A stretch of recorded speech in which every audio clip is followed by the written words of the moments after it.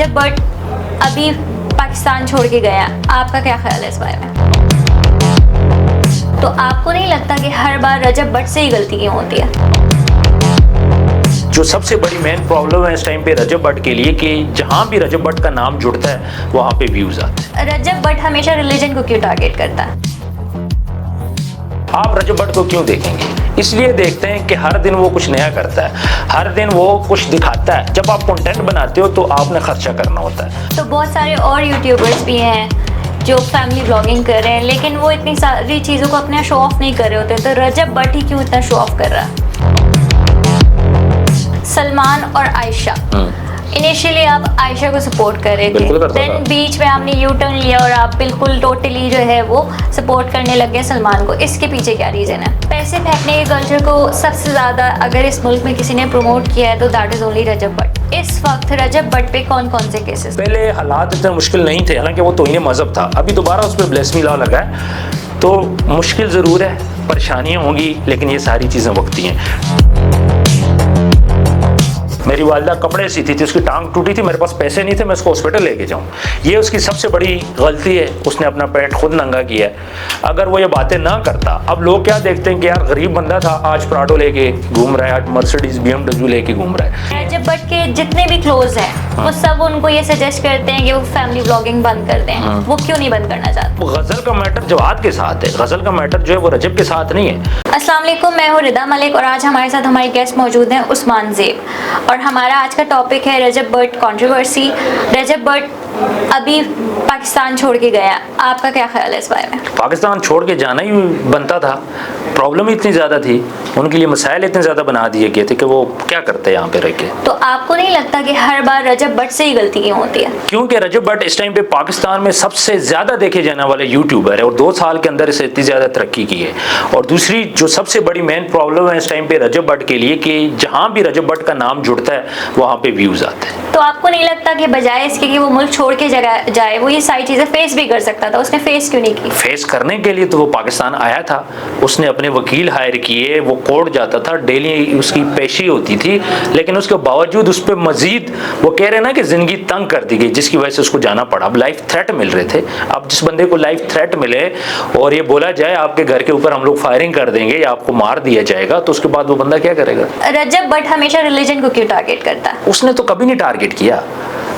अगर आप उनकी एक नमाज वाली वीडियो थी जो कि बहुत पहले की थी, उसके ऊपर एक कंट्रोवर्सी चली, फिर उलमा आए, जब उलमा ने आके ये बात बोल दिए कि इसमें रजब भट्ट ने जानबूझ के नहीं किया, रजब भट्ट इसमें कसूरवार नहीं है, फिर रजब भट्ट ने आके माफ़ी भी मांगी कि अगर मेरी वजह से कोई हर्ट हुआ है तो मैं इस चीज़ पे माफ़ी मांगता हूँ। फिर आगे आ जाएं 295 वाले इशू पे, देखें वो भी अभी कोर्ट के अंदर चल रहा है। 295 वाला इशू मैंने काफ़ी ज़्यादा वीडियोज़ उसके ऊपर बनाई हैं। आपको नहीं लगता कि 295 वाला इशू जो रजब भट्ट पे ऑलरेडी चल रहा था, उसको उस बात की सारी नॉलेज थी, उसके बावजूद भी उसने वही सेम गलती बोल के उस बारे में बोल के की, और बाद में उसने उस चीज़ को रिफ्यूज़ कर दिया कि आई हैड नो आइडिया 295 है क्या, 295 किसको कहते हैं, क्या दिफा है? आपको नहीं लगता कि उसको ये सारी चीज़ें ऑलरेडी पता थी? क्योंकि वो कोर्ट जा रहा है, लॉयर से बात हो रही है उसकी, ये कैसे पॉसिबल है? अच्छा, उसको अगर पता होता फिर वो ऐसी हरकत क्यों करता? देखें उसके पास पैसे हैं, पाकिस्तान के अंदर फेम तो ऑलरेडी था उसके पास, व्यूज तो ऑलरेडी उसके पास हैं, उससे तो उसके व्यूज गिरे हैं। बहुत ज्यादा ऑडियंस है जिसने रजब भट्ट को देखना बंद कर दिया था 295 की वजह से, इससे उसको लॉस हुआ, फायदा नहीं हुआ।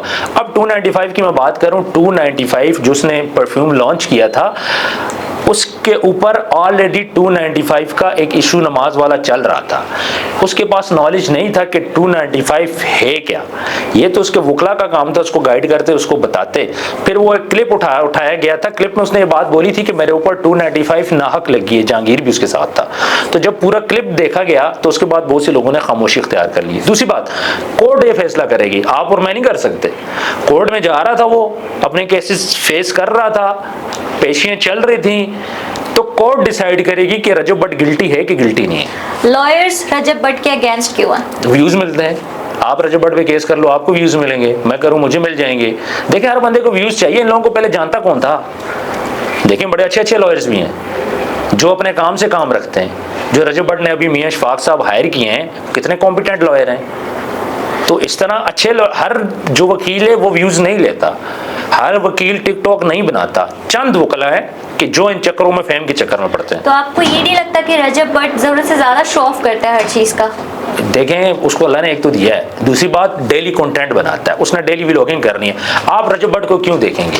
इसलिए देखते हैं कि हर दिन वो कुछ नया करता है, हर दिन वो कुछ दिखाता है। जब आप कंटेंट बनाते हो तो आपने खर्चा करना होता है। आप क्या करते हो? कोई गाड़ी खरीद लेते हो, कोई घर में इवेंट करवा लेते हो, लोगों को खाना खिला देते हो, कोई राशन ड्राइव कर लेते हैं। उससे क्या होता है कि आपको आपका कंटेंट मिल जाता है। 30 दिन उसने व्लॉगिंग करनी है। तो बहुत सारे और यूट्यूबर्स भी हैं जो फैमिली व्लॉगिंग कर रहे हैं, लेकिन वो इतनी सारी चीज़ों को अपने शो ऑफ नहीं कर रहे होते। तो रजब भट्ट ही क्यों इतना शो ऑफ कर रहा है?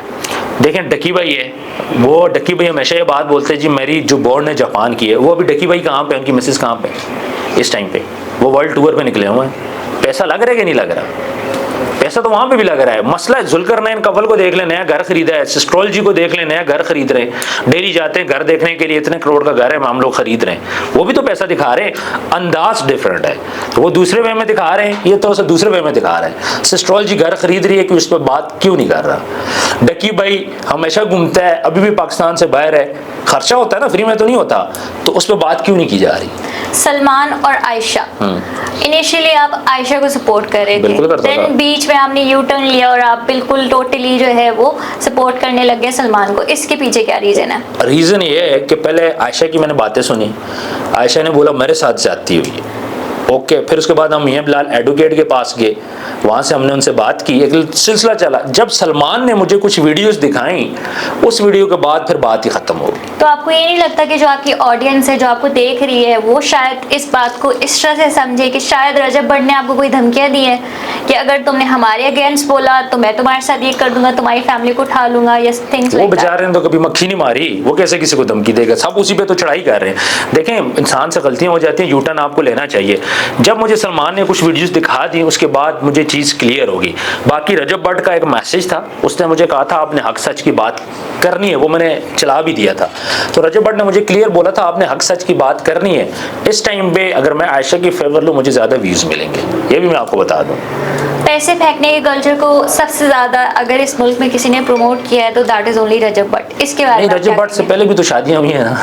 इतना प्रमोट तो किसी ने नहीं किया जितना पैसा रजब भट्ट की शादी में फेंका गया, इतना तो किसी की। अच्छा, अब मैं आपको बात बोलूं, शादियों पे ना बड़ा कुछ होता है, शादियों पे मुजरे भी होते हैं, ठीक है। बहुत ज़्यादा चीज़ों, जो बंदा खुद नहीं नाचता वो बाहर से किसी को मंगवा के नचवाते हैं, और ये ऐसा होता है। फिर बैचलर पार्टी होती है, जिसे लड़कों की पार्टीज बोला जाता है, ये चीज़ें भी होती हैं।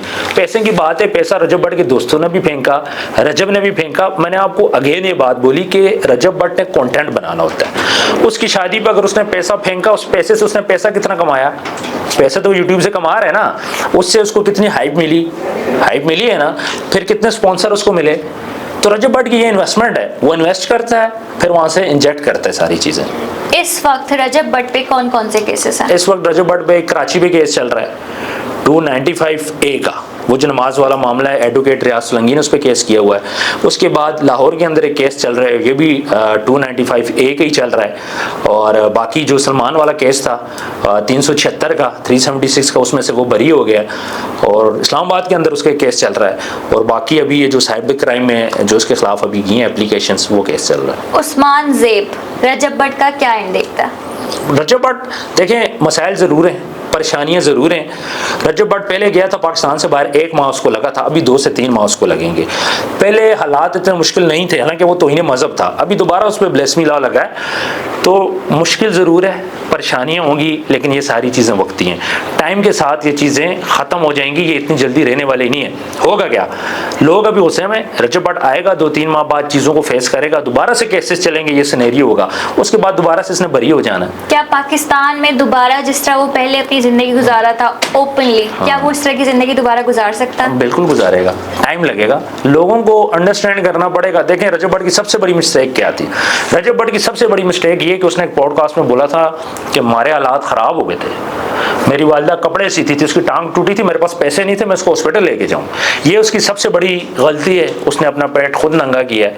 अगर वो ये बातें ना करता, अब लोग क्या देखते हैं कि यार गरीब बंदा था, आज प्राडो लेके घूम रहा है, आज मर्सिडीज BMW लेके घूम रहा है। यहाँ से लोगों को तकलीफ स्टार्ट होती है। दूसरा, उसकी फैन फॉलोइंग बहुत ज़्यादा है, सियासतदान भी घबरा रहे हैं। थर्ड, बहुत से लोग ऐसे हैं कि पिछली जो उनकी नस्ल थी ना, वो बहुत ज़्यादा मकबूल थी।